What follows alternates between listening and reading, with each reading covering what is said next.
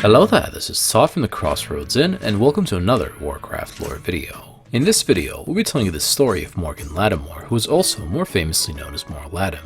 Now Mor'Ladim is very special to me and Luke the other lore master, as he killed us countless times while we were leveling our characters at Ravenhill Cemetery in Duskwood. Good times. Anyway, just sit back and enjoy another tale from the Crossroads. Ladimore was a great and noble knight that fought in the defense of the innocent, the poor, and the afflicted.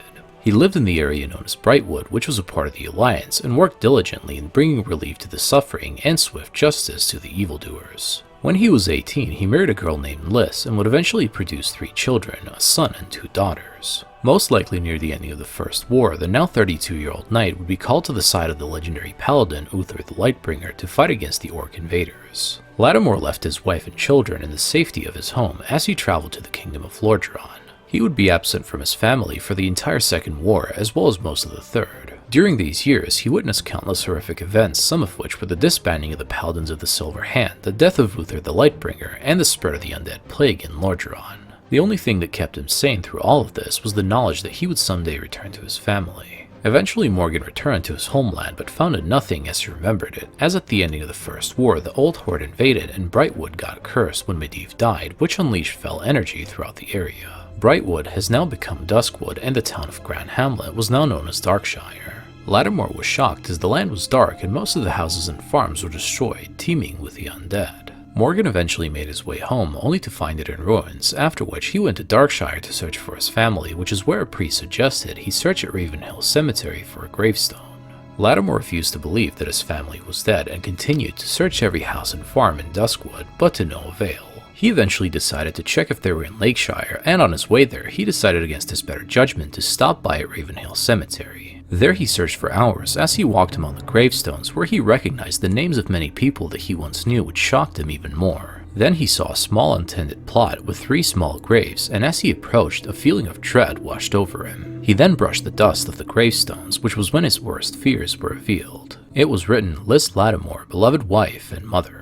Ladimore fell to his knees in grief and wept for hours, staring at the grave and begging for forgiveness, although he didn't notice that his daughter Sarah's name wasn't on the gravestone.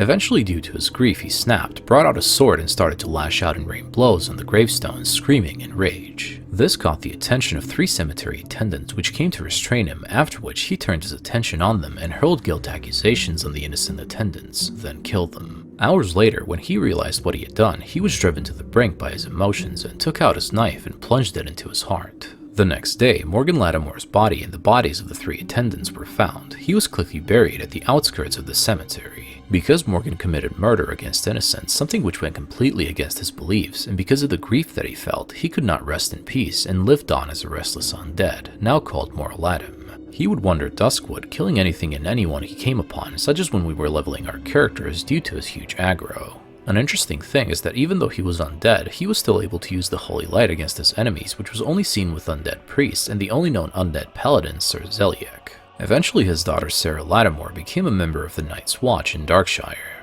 In a quest to defeat Mor'Ladim, Ladimore would be freed from his miserable existence and found redemption in the light, knowing that his daughter forgave him for everything.